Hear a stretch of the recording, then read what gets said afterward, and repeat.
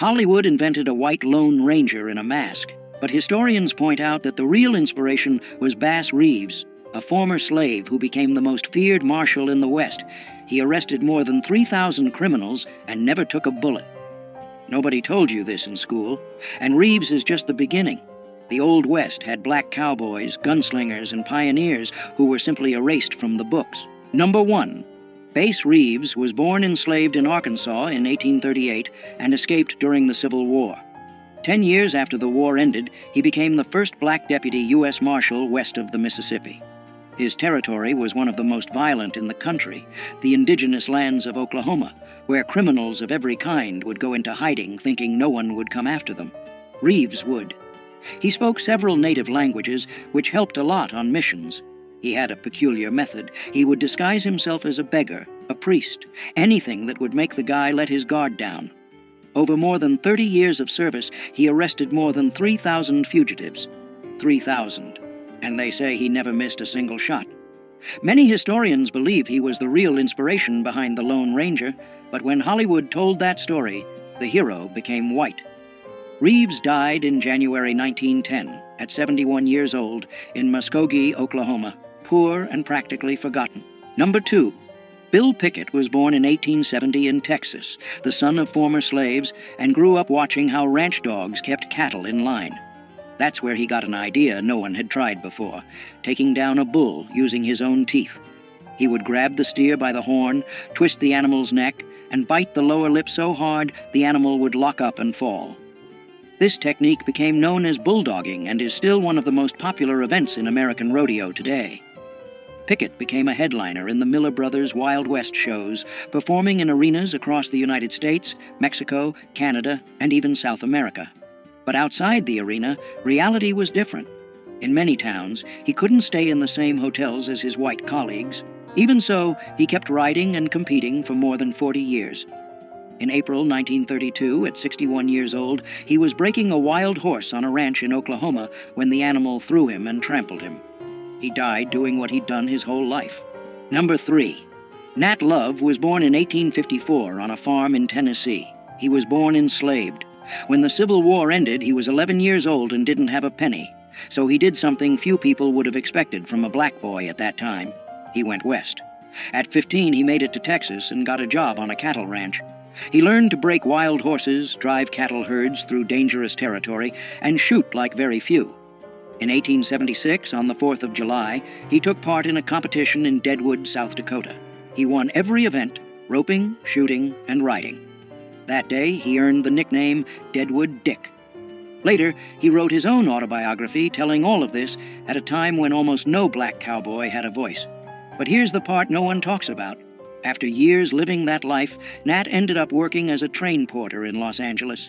He died in 1921 at 66 years old, practically forgotten.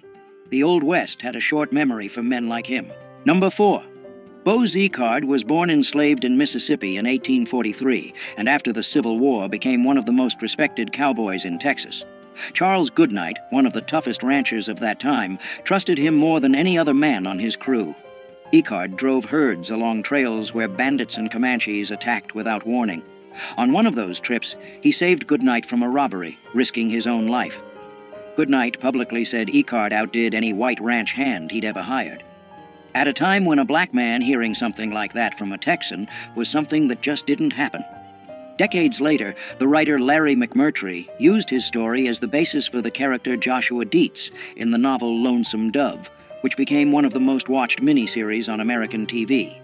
Ziegard lived to be 85 and died of natural causes in January 1929 in Texas. Goodnight paid for his funeral and personally wrote the epitaph on the headstone. Number 5. Mary Fields was born enslaved in Tennessee around 1832. After the Civil War, she gained her freedom and ended up in Montana, where she built a reputation that few men of the time could match. Over 6 feet tall and with a temper that didn't take any disrespect from anyone, she became the second person in the United States to receive an official federal mail route, and the first black woman to do it.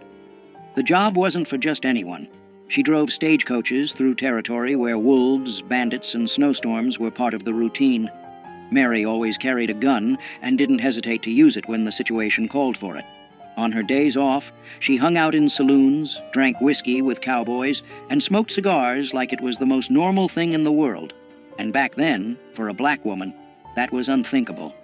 The town of Cascade, Montana, even closed businesses on her birthday in her honor. Mary died on December 5, 1914, at 82 years old from liver failure. Number 6. Crawford Goldsby had black, Cherokee, white, and Mexican blood running through his veins. He was born in 1876 in Texas and grew up in Indian Territory, which is now Oklahoma. By 18, he was already one of the most wanted criminals in the whole region. The nickname Cherokee Bill became synonymous with trouble.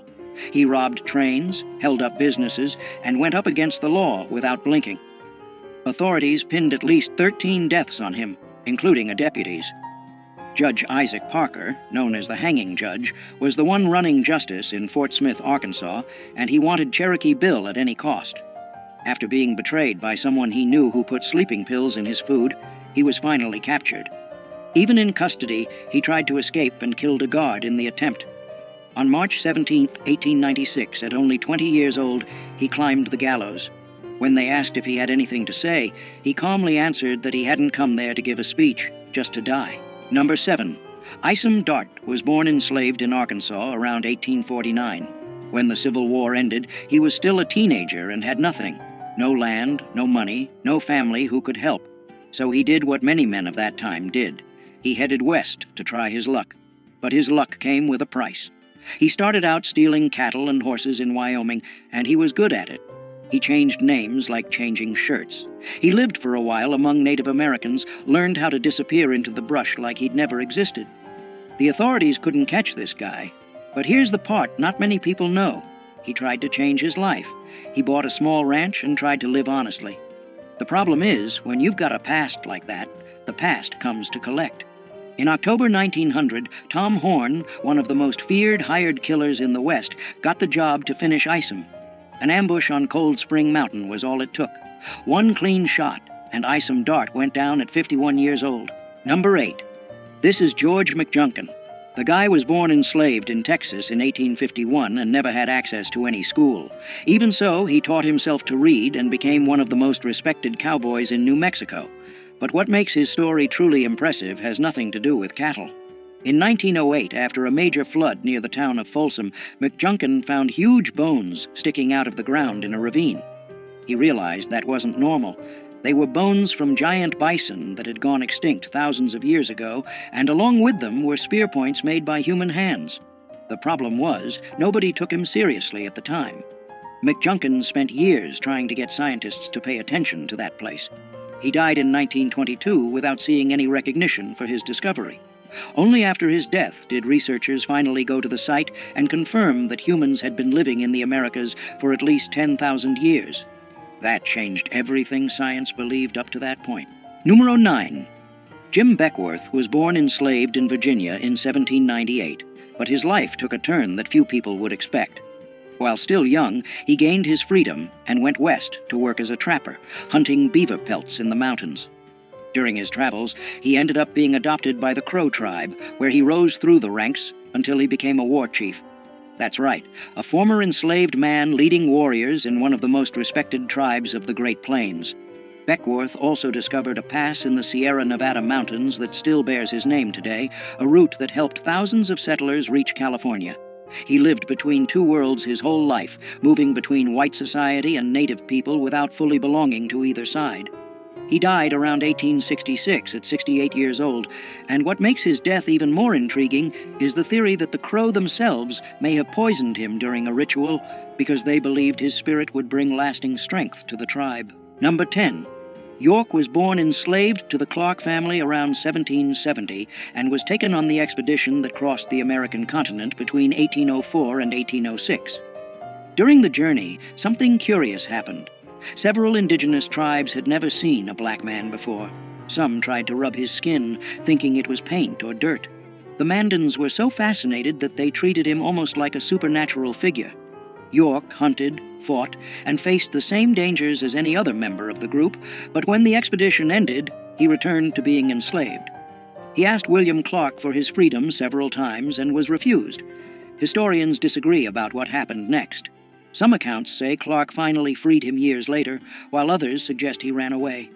What is known is that York probably died around 1832, a victim of cholera, without ever receiving the recognition the other explorers got. Number 11. In 1856, a woman who had been someone else's property her whole life walked into a Los Angeles courtroom and did something few people had the courage to do back then. Bridget Biddy Mason sued her own owner for her freedom, and she won. But what came next is even more impressive.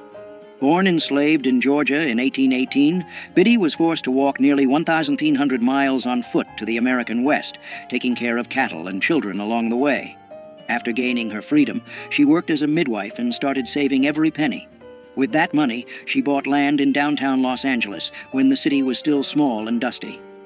Those properties went up in value in a way nobody expected. Biddy became one of the wealthiest women in the area and used that fortune to help people in need, founding churches, shelters, and donating to struggling families. She died in January 1891 at 72 years old, from enslaved to millionaire at a time when the laws were working against everything she stood for. Number 12. Clara Brown was born enslaved in Virginia around 1800 and spent more than 5 decades without freedom.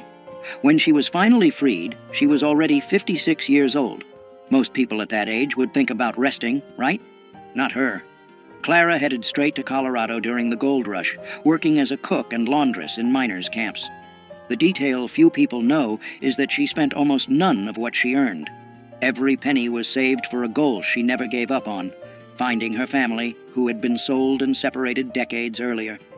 With the money she built up, Clara helped dozens of formerly enslaved people get settled in Colorado, paying for trips and offering housing. In Denver, she became known as the city's angel, and after years of searching, already in her 80s, she managed to reunite with her daughter, Eliza Jane. Clara died in October 1885 at 85 years old, proving that determination doesn't have an expiration date. Number 13. This is Kathy Williams, and her story is one of the most surprising of the post-Civil War era. Born enslaved in Missouri in 1844, she gained her freedom when Union troops occupied the area. But being free didn't mean having opportunities. With no money and no options, Kathy made a choice that few people would have had the courage to make. In 1866, she showed up at a recruiting station using the name William Cathay and enlisted in the 38th Infantry Regiment, the famous Buffalo Soldiers. For 2 years, she marched hundreds of miles across New Mexico under the blazing sun, slept in tents with other soldiers, and went through medical inspections without anyone discovering the truth. It was only when she became seriously ill that an Army doctor revealed that William Cathay was, in fact, a woman. She was discharged and spent the rest of her life in Colorado, working as a laundress and cook. She died around 1893, poor and almost forgotten. She is the only documented woman to have served in the Buffalo Soldiers. Number 14. Louisa Marchbanks was born enslaved in Tennessee in 1833 and gained her freedom after the Civil War. She headed west and ended up in Deadwood, South Dakota, right in the middle of the gold rush. There, she became known as Aunt Lou, the woman who fed hungry miners who showed up with nothing in their pockets. Her reputation in the kitchen grew so much that she ended up cooking meals even for presidents of the United States. What stands out in her story is how a woman who started life without even having rights over her own body managed to become one of the most respected figures in a violent town run by armed men. In Deadwood, where the law barely existed, it was her food that brought people together. Aunt Lou later moved to Wyoming, where she kept cooking and was loved by everyone around her. She died on March 17, 1911, at 78 years old, of natural causes, leaving a legacy that few cowboys of that time could match. Number 15. Jesse Stahl was the kind of cowboy who made the whole crowd drop their jaws. Back in the early 1900s, he ruled the rodeos of the American West like very few could. The problem was that because he was black, the judges simply refused to give him the scores he deserved. It didn't matter how much better he was than the other competitors. Winning almost never came. In one famous moment, Stahl decided to ride a wild bronc, sitting backward in the saddle, just to prove that even like that he was better than everyone there. The message was clear, and the crowd got it right away. Born around 1879, he spent decades traveling the rodeo circuit, taking on not just horses trying to throw him to the ground, but a whole system trying to erase him. He died in 1935, at 56 years old, without ever getting the recognition he deserved in his lifetime. Today, he's considered one of the greatest cowboys who ever lived. Number 16. Most people don't even realize that there were black doctors in the Old West, let alone a black woman practicing medicine at a time when many white people couldn't even get into college.